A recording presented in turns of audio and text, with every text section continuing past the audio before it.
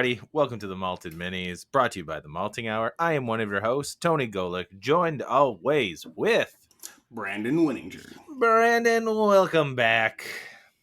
Thank you. How was your trip, man? It was tiresome. Only tiresome because there was just a lot of driving. Yeah, So where did you end up going? We went to Hilton Head, South Carolina. Nice.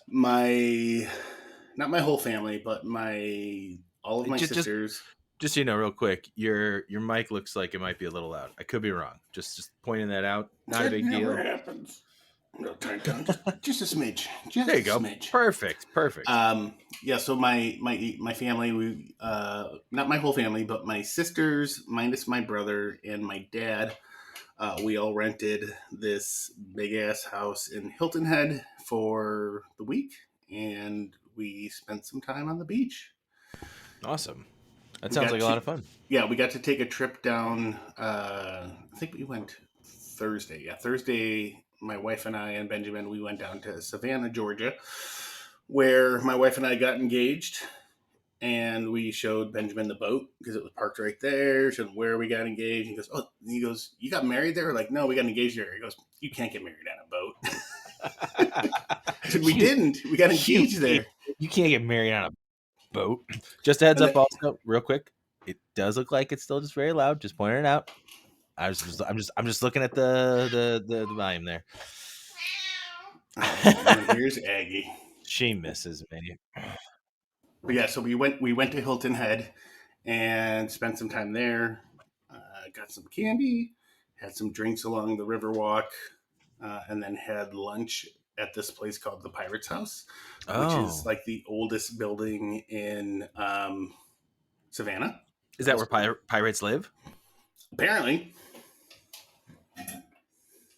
Neat. And then so here there's a dark history to Savannah that we found out about when we got engaged there. We went on a ghost tour. On the ghost tour, we found out that, girl, you're back. Along the river, so like boats would pull up along the river, and then like there's the river. The river's really like the river walk is really low, and then the rest of the city is like elevated up. And at one of the parts, like towards the beginning of the Riverwalk, there's like these four like arches that lead into these big tunnels that are now closed off. And what's fucked up about these tunnels is what we learned on this ghost tour that we were on is that is where the people of Savannah used to take their slaves. So when the boats would come in, they would take them into these tunnels. Now, here's what's crazy. Those tunnels run like over a mile outside of the city. Uh-huh. And they ran into into houses of all of the very wealthy and all of this kind of stuff. So they all had like these connections to the tunnels. So slaves would come in, they would go through the tunnels. There was like a check-in point, which part of this tour, they took us to this check-in point, which is now a bar.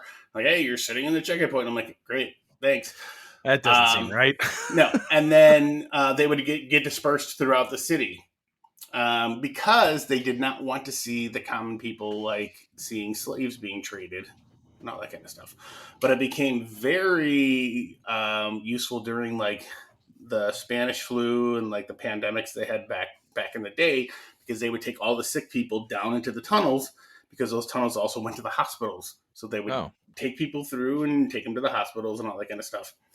So there are still, from what we've been told, I met somebody once, I cannot remember who this person was that told me this, and Becca remembers too, my wife, that there is a house that lives like a mile outside the city that they still have their tunnel open. Like they have a door on it, they have it kind of boarded up, but they can open it and like they can go into the tunnel. Like the tunnel still exists. Whoa. Which is crazy. Aggie agrees. Whoa. Yeah. So yeah, the tunnel still exists. But in the Pirate's House, if you go into the Pirate's House, they had a tunnel too. And they have lights on it and they have it all sealed off. And like, it's like lower down. It kind of looks like it almost looks like a well at this point. And they have a sign up there. It's like, oh, when we were doing some excavating in 1969, we uncovered this random door into a random tunnel that we don't know what it is. Maybe this is where the pirates stashed their booty. Maybe this is where their ghost lives. Blah blah blah blah. This and that. And I'm like, okay, but like, obviously, you shouldn't be like, hey, this was part of the slave trade. And so it's a very real place. Like it's like jarring to that point. Like jeez, yeah. That's kind of messed up. That like the actual like check-in point is now a bar. That's super. Well, weird. for that tour, it wasn't a check-in point. It was they took us there, I think, afterwards, and they told. Oh no! I think it was a check-in point actually. Yeah, now that I think about it, I think we started there, and they're like, "Oh, this is where slaves came." And I'm like, "Really?" Yeah, I thought it's you said that's like where they checked in the slaves, and then this is woof. Well, so Savannah, America's history, as beautiful as it is, it's very dark. Yeah, and we also did get to go. We didn't get out this side. We walked through there when we were on when we got engaged, but this time we just kind of drove around because it was like 103 degrees. We drove around and when you were there this time. Yeah. Well, no, we got out and walked the river and kind of that stuff. We walked to the pirate's house. Then we were leaving. We drove around the park where they filmed Forrest Gump. The whole at least there's that. Yeah, the whole sitting on the bench scene was all done there. I think Aggie misses me, although you wouldn't think so from how much he didn't want to interact with me while I was there. I think pretty much human interaction. She's like, somebody's here for a long time. Yeah, I mean, I gave about an hour a day. That's what I could do for the most part. We appreciate the girl. Well, for the most part, she just hung out in her little bed, and like I wasn't sure if she would like recognize it, like, hey, I'm here to feed you. So each time I would walk up to her with like the little churu first and have her smell it, and then I put it down, and then she would hop down and come and eat it, and I was like, perfect. So then I'd go and chill downstairs, and that's when Shotzi came and then hung out on my lap the entire time. It would not give me a freaking break, which is fine. That's why I was there. So she and I watched TikToks together for a while. I sent you a bunch, and then that's when I went upstairs and fed them both and did the same thing with Aggie. And I was like, look, the main course. And then she ate and I left. It was good. Yeah, I literally I came down here. I was cleaning the beer fridge, and then I sat down, and Shotzi just came and sat on my lap. I'm like, oh, you're just in a lovely mood. Yeah, she missed you guys. Yeah, so I ended up having to dump that entire keg of the Breckenridge. R.I.P. So I don't know what happened, but so anyways, it leaked a little. I pulled it out, and I poured an entire glass of it, and I had to use like the back end of some pliers to kind of like turn it to get the pressure up. And there's a little like nozzle in there that does that. And so I poured it, went upstairs. We had dinner. We ordered pizza. Came back down because I was going to clean. I was like, I'm going to clean the beer fridge. And I looked at the keg. I was going to pour another glass. And the whole thing just like fell in. I was like, oh. Like it collapsed? Like, yeah. So the whole thing was in there. And I was like, yeah, this is done. And there wasn't that much left. So I took it over and I like turned it upside down. And all the beer started coming out. I was like, so whatever was in there just kind of just fell out completely. And I was like, all right, whatever. Weird. But this was good. I took a picture. I will send it to you after we're done recording. Actually, I can send it to you now of all of the beer that was in that fridge. I've got it sitting literally on that small black table that I have down here. And I'm going to wash the beer, which is dumb. I'm just like, some of it got wet. Like some of it was sticky with the beer. And then there was like some mold growing at the bottom. And I was like, this not good. So time to give it a clean, baby. Yeah. So I definitely want to get rid of some of that beer because I was looking at some of the, I'm like, oh yeah, your Rev Rosa Rose or whatever from 2020. Yeah. I don't know if I need that anymore. Yeah, not sure if it still actually might be good. Part of me was thinking like just throwing it all back in the fridge, putting the older ones at the top, and then us doing an episode of just cracking some of them and be like, should we throw it out? Or should we have thrown this out? Like, hey, that's not a terrible idea. I'm down for that. That'd be a fun mystery beer episode too. Have somebody go in there, grab a beer, There we go. We might have to do Perfect. that. We Maybe I'll might. do that. Well, let's do this. Let's talk about what we're drinking. Brandon, it's a malted mini, which means you and I are drinking most likely two separate beers. We What are are. you drinking? I am drinking Goose Island Brewing Company's Anniversary Cuvée. I thought so. I thought that's what you're drinking. I saw the top when the bottle passed by, and I'm like, that guy's drinking that cuvee. Smart move. Smart move. I haven't had it, so Tell us about it, if you can. it's If you have that information in front of you. it's a cuvee. Actually, so it's funny. Like I meant to pull the information up. Well, I have it in front of me. If you want me to Yeah, go ahead. Did you know? Like you pulled it up? What's that? You knew already, and you pulled it up. Well, I saw that it was. I figured out what it was when I saw you pouring your beer. I was trying to be sneaky about it. Are you punching the microphone right now?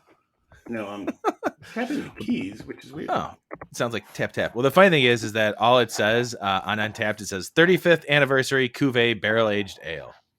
It's a strong ale. It is at 14.7% ABV. Yeah, and it's just I don't know what it's a cuvee of. I don't know if that's actually like if it's been described. So I found this description on Beer Advocate, and it says Chicago is home to a long list of respected craft breweries. In 1988, it was a different story. Inspired by English brewing traditions on a burgeoning American craft movement, Goose Island opened and provided many with their first taste of locally made beer. Over the next 3.5 decades, they crafted many more local brews, achieving worldwide recognition for pioneering, blah, blah, blah. For the 35th anniversary, Goose Island offers the unique cuvee of 5 different barrel-aged beers. The blend consists of 48% English-style barley wine, 28% oatmeal stout, 13% rye, 8% American imperial stout, and 3% Belgian-style quad, aged in a mixture of bourbon, rum, and cognac barrels for 18 to 36 months. I didn't know all that. Wow. And you had this already, right? Oh, yeah. Like shortly after I gave it to you, right? I have a hard time waiting. Especially with barrel-aged beers. I'm always like, what am I holding on to this for? You know? Yeah. Just get into it. But yeah, what do you think of it? I think this is delicious. So I took it out of this was in my beer fridge. I took it out, let it sit for a while. Then I was like, I think it's getting too warm. So I put it in the other beer fridge for like an hour and then took it out again for like however many minutes. I feel like it's the perfect temperature. It's not too cold. It's not overly warm, but I'm getting so many different things from it. Yeah, I remember drinking it. I think it had to. I let it sit out for about an hour before I had it when I first had it. So it was probably about 30 minutes that it set out, but it's like I'm getting barley wine. I'm getting chocolate. I'm getting I think I'm getting that a little bit of Belgianiness like in there as well. It's just super well done. I mean, again, there's not many barrel aged beers. I don't think any at this point from Goose Island that I knock, because when they do those here locally, it's well thought out. They know what they're doing. I'm hard pressed to find a barrel aged beer basically in Chicago that I don't like. I mean, there's a few that I'm like I don't prefer, but I mean, we're like the fucking home of barrel aged beers. Yeah, so I'm getting, and I'm even picking up on some of those. I don't know about cognac as much because I'm not a cognac drinker, so I can't really tell. But I'm getting a little rum barrel in there, and I'm definitely getting bourbon. Yeah. I'm getting some oakiness, and it is a perfect cuvee, I would say. Like this is done really well. I remember getting a lot of chocolate and barrel from it. Yeah, which is chocolate is prominent. Chocolate is very prominent on this one. Which I feel like is a very common, tasting notes when it comes to barrel aged stouts, at least. Yeah, well, but depending on the barrel aged stout, like there's some that are, if it's not a stout and it's barrel aged, then yeah, chocolate's not going to be there. But Although I'm trying to think, was there a barley wine that I had like a taste like it? I got a little bit of a chocolate from it. I feel like there was. I don't know what it is. I don't know, but this is good. I wish I had more. I don't think I do. Maybe I do. I don't know. Probably. You probably have one in your fucking beer closet. Maybe. I don't know. I think I may have only got 2 bottles of this. I think I only Oh, did. Yeah. huh. One for me, one for you. Oh, really? Yeah, because this was an Osner pickup, I think. Yeah, that's right. Well, guess not. Looks like we did it. That's right. That was delicious. Yeah, it was great. How many how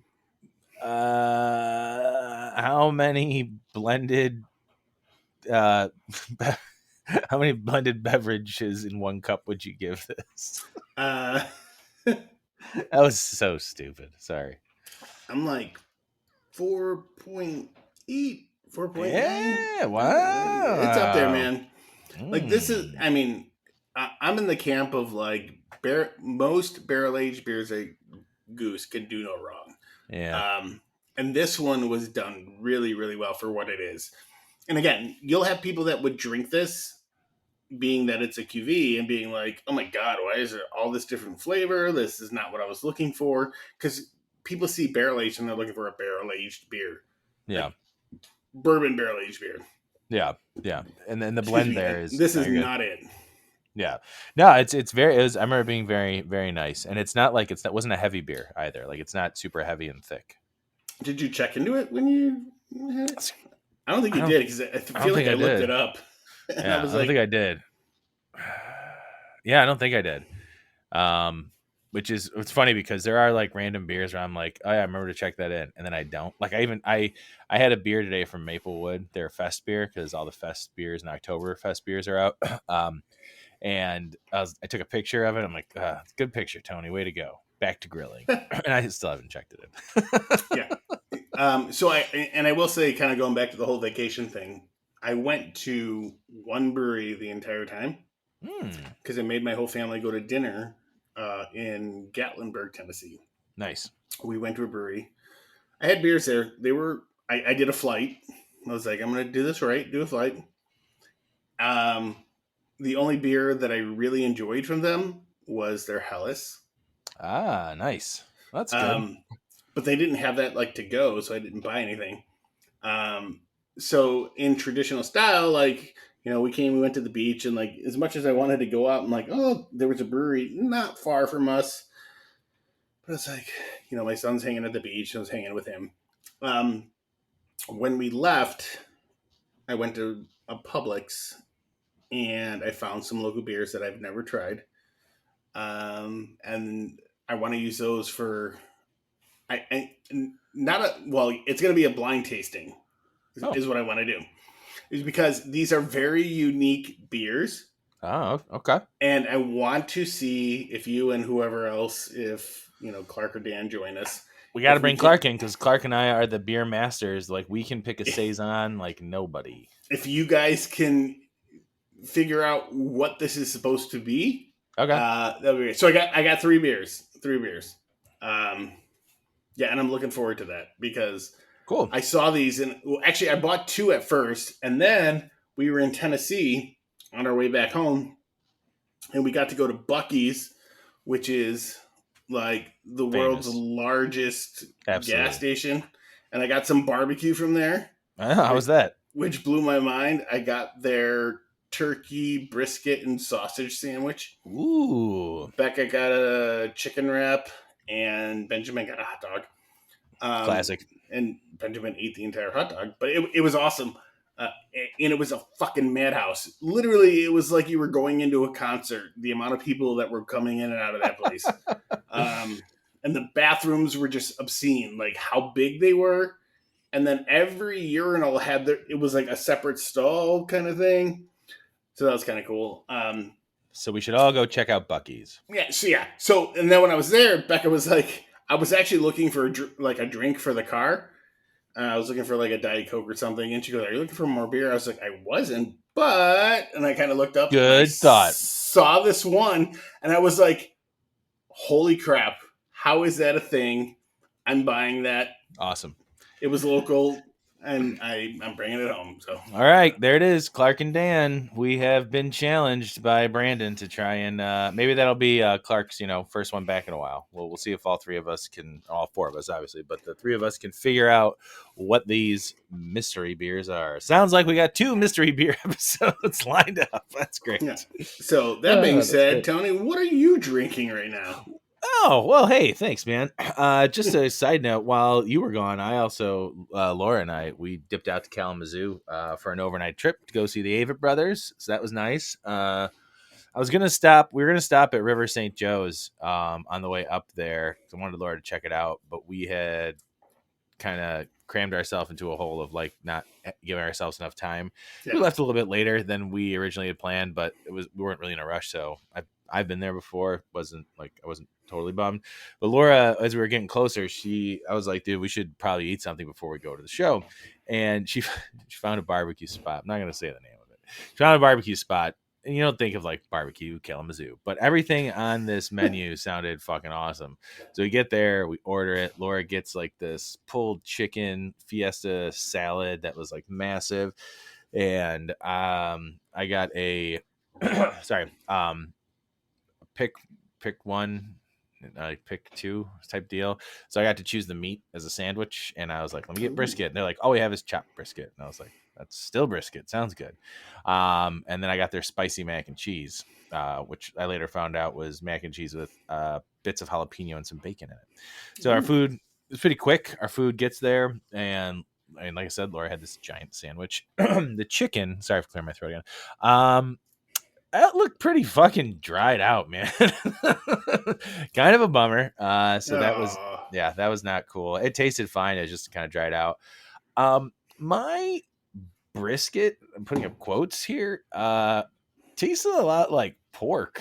It did not taste like it was fine. It was a fine sandwich and everything. The pickles were good too. The mac and cheese was decent. It was mushy though. It was like a mush of mac and cheese. And Laura had a mac and cheese too, and she like took 2 bites. She's like, "This is just like eating mush." And so it was kind of a bummer. Yeah, kind of a bummer, but it didn't ruin it for us. We had a good time at the concert, and then we turned around and came right back home. So where was the concert?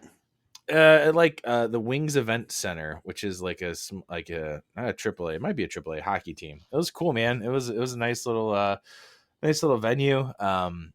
I had a Two Hearted while I was there, and a White Claw. Did you guys stay the night, or did you come back the same night? Oh yeah, no, we spent the night. We spent the night there. But we also both woke up at like 6:00 in the morning because the bed was fine, but it was also like not super comfortable. So we got back home in time. And then as I was getting off the expressway, I started having cold sweats and got kind of dizzy. So then I slept for 2 hours when I got home. So that was cool and terrifying at the same time, but I'm okay. Don't know what happened. Yeah.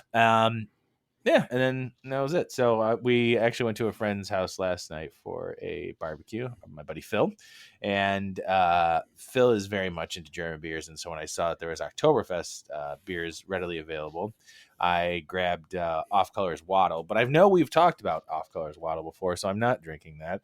What I am drinking, because Phil is also got very much into hazy IPAs, but particularly from he loves Beezer. But also he discovered Hop Butcher, so he did a whole bunch of hazies. But I got their pale ale, which is called Celery Salt.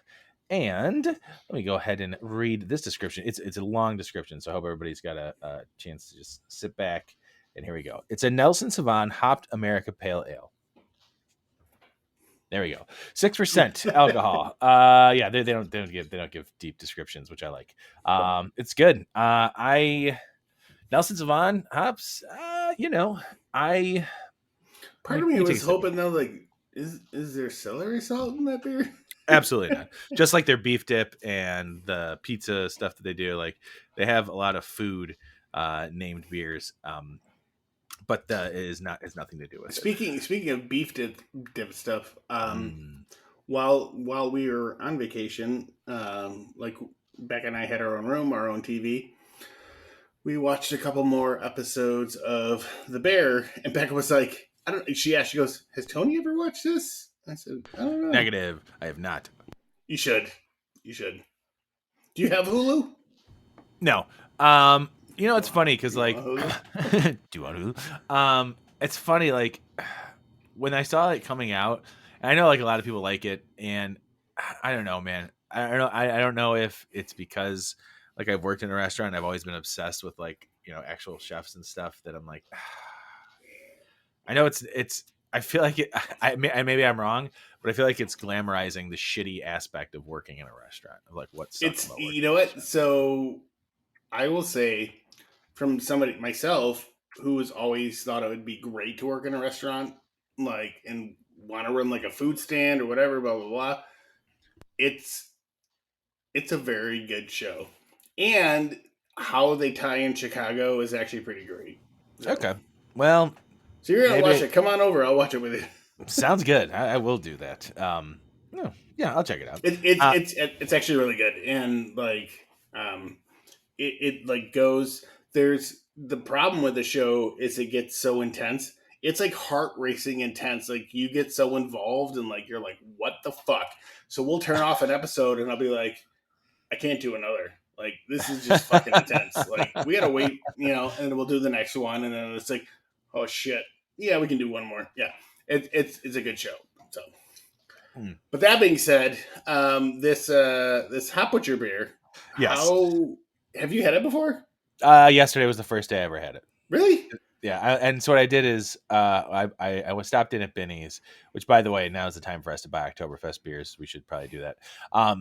I grabbed a 4-pack of Waddle and grabbed a 4-pack of this, and I brought 2 of each over and left them by Phil, and then had this.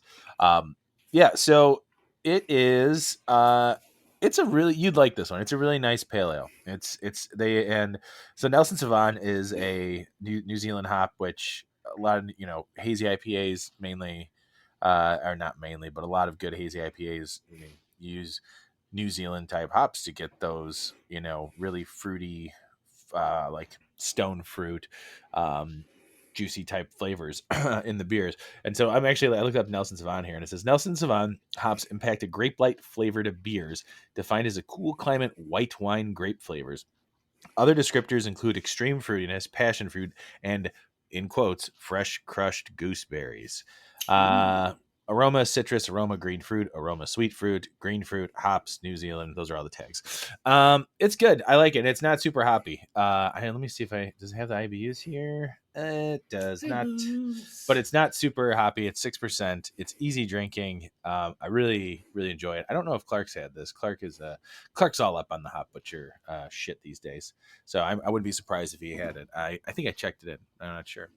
But yeah, I like it. And from what Hot Butcher does, their hazies they're really solid. Was it last year or the year before when Clark and I were just going absolutely insane, just buying Yeah. a fucking Hot Butcher every week. And like when I go to Beer on the Wall, if I see, I'll normally grab one Hot Butcher beer.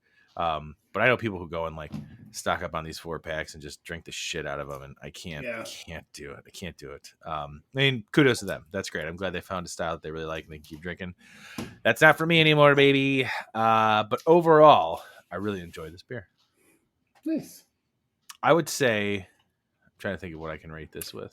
How many celery salts would you give this beer? Or I how would give. many salts of celery would you Ah, give this beer? I like that. How many grains of salt of celery? I would give this 4.15. Oh, nice. 4.15. Pretty high up there because I love a good pale ale, and this is refreshing and it's hitting everything there. It definitely leans more on the fruitier side of a pale ale, not so much the bitterness of a pale ale. So it's Nice. tasty. It's enjoyable. It's a good summer beer. And we are knee deep in August now, buddy. We are getting close to our favorite time of year, which is pumpkin beer. Yeah, it was funny. We were like on vacation. Somebody was asking By the way, I'm Becca. glad I made myself laugh so hard with that Yeah, joke. I am me too. Me funny. too. My somebody asked Becca about homebrewing and like my homebrewing. I think probably my dad or whatever. And she's like, "Oh, has Brandon brewed anything recently?" And I was like, and I said, I was there. I said, I haven't brewed since January. I said, I want to brew Same again. here. I said, I've been planning to, but I haven't. And then I think it was my dad. He goes, "Did you make anything good?" And Becca goes, "I Thanks, really Dad. like his Oktoberfest." And I turned to her. I said, "Do you?" She goes, "Yeah, that was like your like that beer was like my favorite beer that you ever did." I said, "All right, we're doing it again." So Hell yeah. I think in the next couple of weeks, I'm gonna try to do that and find some place to keep it cold, and see what happens. Sounds good, man. That is your Oktoberfest is fucking fantastic.